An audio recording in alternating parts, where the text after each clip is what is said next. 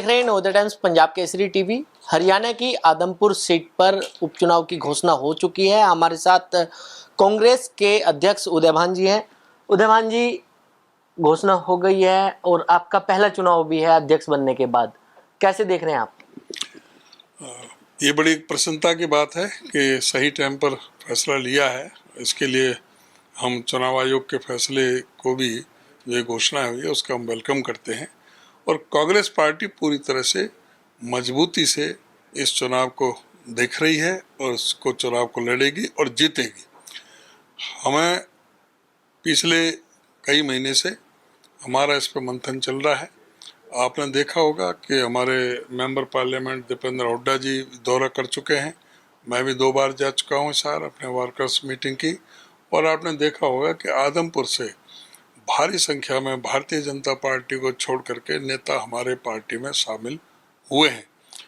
अभी 1 तारीख को बिश्नोई समाज के पूर्व अध्यक्ष प्रदीप बेनीवाल, जो पोखरमल जी के सुपुत्र हैं, पोखरमल जी भी जो बिश्नोई समाज के अध्यक्ष रहे हैं, वो अभी शामिल हुए हैं काफ़ी भारी संख्या में बड़े नेताओं के साथ में। करण सिंह रनौलिया, जो 2014 में भाजपा पर चुनाव लड़े थे, भाजपा की टिकट पर आदमपुर से, और माटी कला बोर्ड के चेयरमैन रहे हैं भाजपा सरकार में, इनमें खट्टर सरकार में, उन्होंने भी भाजपा से इस्तीफा देकर के हमारे साथ आए। प्रोफेसर संपत सिंह भारतीय जनता पार्टी से इस्तीफा देकर के हमारे साथ में शामिल हुए, सीनियर लीडर हैं, 6 बार विधायक बने हैं, मंत्री बने हैं, लीडर ऑफ अपोजिशन रहे हैं, वो साथ में आए हैं। सुखबीर सिंह डूडी, जो चेयरमैन मार्केट कमेटी आदमपुर के, वो साथ में आए हैं। तो इस तरह से काफ़ी संख्या में भाजपा को छोड़ छोड़ करके हमारे साथ लोग जुड़ रहे हैं। आज हम विपक्ष में हैं, आज विपक्ष में हमारे साथ जुड़ रहे हैं, इस बात के स्पष्ट संकेत हैं कि कांग्रेस पार्टी आ रही है और भाजपा जा रही है। सर, किस तरीके की मजबूती की आप बात कर रहे हैं, क्योंकि ये सीट जो है कांग्रेस के खाते में थी और कांग्रेस से जिस तरीके से कुलदीप बिश्नोई हाल ही में इस्तीफा दिया और विधायक की सीट जो सीट थी आदमपुर की, ये खाली हुई थी और उससे अब बीजेपी से वो अपने बेटे भव्य बिश्नोई को चुनाव लड़ाने की कोशिश कर रहे हैं। वहाँ जनता ने कुलदीप बिश्नोई को कांग्रेस का एमएलए बना करके भेजा था, ना कि उनको ये कहा गया था कि भी आप कांग्रेस पार्टी के साथ विश्वासघात करो और भारतीय जनता पार्टी के साथ दो। कुलदीप बिश्नोई भी जब चुनाव में जब वोट मांगते थे तो ये कहते थे कि मेरे बिश्नोई समाज के लोगों, भारतीय जनता पार्टी पर कभी भी भरोसा मत करना, भारतीय जनता पार्टी को कभी भी वोट मत देना, किसी पार्टी को दे देना और पार्टी को दे देना, लेकिन भाजपा को नहीं देना।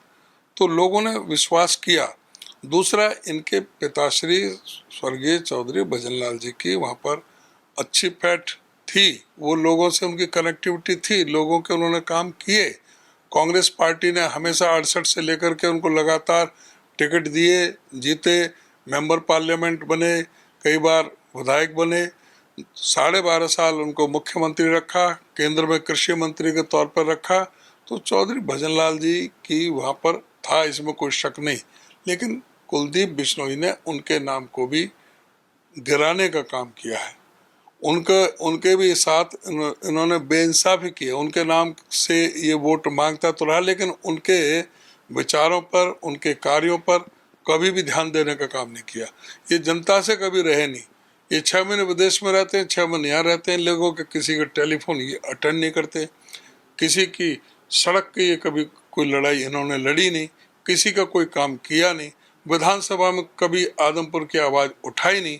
तो ये तो जो है हवाई नेता हैं और सिर्फ अपने पिताश्री स्वर्गीय चौधरी भजनलाल जी का नाम लेकर के बात करते हैं। जब तो कहते थे, जो चुनाव लड़ते थे, भावी मुख्यमंत्री कुलदीप बिश्नोई, अब तो एक बार भी नहीं कहते। अब कहो ना भारतीय जनता पार्टी में जाके भावी मुख्यमंत्री कुलदीप बिश्नोई आदमपुर से चुनाव लड़ रहे हैं। अब तो ये नहीं कि पता कि कभी तो कहता है मैं लड़ूंगा, कभी क्या मैं बेटे को लड़ाऊंगा भव्य बिश्नोई को। और बीजेपी का जो प्रदेश अध्यक्ष है वो कहते हैं कि कोई जरूरी नहीं है कि दोनों बाप बेटों में से कोई लड़े, कोई तीसरा भी हो सकता है।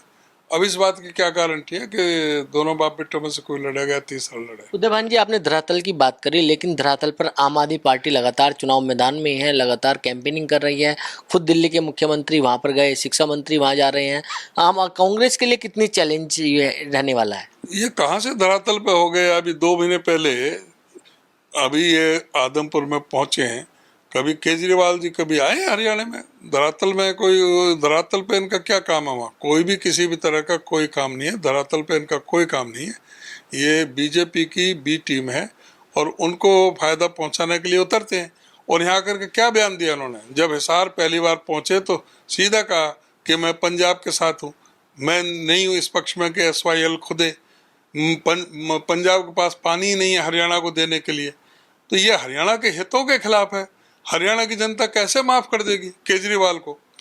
हरियाणा की जनता किसी भी तरह से इनको जो ना गांवों में घुसने के लिए इनको मुश्किल हो जाएगा कि जिस तरह से हरियाणा के लोगों के ये खिलाफ इन्होंने बयानबाजी की है, हरियाणा की जनता के खिलाफ इन्होंने बयानबाजी की है। ये तो हमारा पानी नहीं देना चाहते। और हरियाणा जब कहे कि हम दिल्ली को मानवता के आधार पर हम पीने का पानी देते हैं, हम पानी नहीं देंगे, तो उस समय क्या बात करेंगे? तो ये खुद जो है केजरीवाल, जो हरियाणा को क्या चाहता है कि हरियाणा को पानी देना नहीं चाहते। जो हरियाणा का हिस्सा है, जो सुप्रीम कोर्ट ने फैसला किया है, जो इससे पहले भी कई बार सरकारों में आपस में बैठ करके फैसले हुए हैं जो इम्प्लीमेंट नहीं हुए। अब फाइनल फैसला सुप्रीम कोर्ट का है, उसको भी धत्ता बता रहे हैं। सुप्रीम कोर्ट ने लताड़ लगाई है पंजाब सरकार को, केंद्र सरकार को, हरियाणा सरकार को कि तीनों बैठ करके पानी दें हरियाणा को। अच्छा, मेरा आखिरी सवाल यह है कि कांग्रेस अपने उम्मीदवार की घोषणा कब तक करेगी, क्योंकि समय बहुत कम बचा हुआ है? बस आपको इस बात की चिंता नहीं करनी चाहिए, ये हमारी अपनी पार्टी की चिंता है। अभी कल ही तो इलेक्शन डिक्लेयर हुआ है।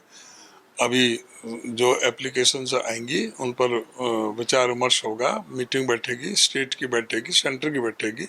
जो हमारा सिस्टम है पार्टी में ये टिकट का डिसाइड करने का, उस पर पूरी तरह से विचार करके तब करेंगे। अभी 7 तारीख से नॉमिनेशन है, 14 तारीख तक नॉमिनेशन चलेगा। बहुत जल्दी जैसे फैसला होगा आपको हम अवगत कराएंगे। तो बिल्कुल उम्मीदवार के नाम पर विचार चल रहा है और जल्दी ही जनता के बीच नाम की घोषणा कर दी जाएगी। दिल्ली से कमल कुमार कंसल, नवोदय टाइम्स, पंजाब केसरी टीवी। हमसे जुड़े रहने के लिए हमारे YouTube चैनल को सब्सक्राइब करें और नई वीडियो की नोटिफिकेशन के लिए बेल आइकॉन को दबाएं। अगर आप ये वीडियो Facebook पर देख रहे हैं तो लाइक जरूर करें और ज्यादा से ज्यादा शेयर करें। धन्यवाद।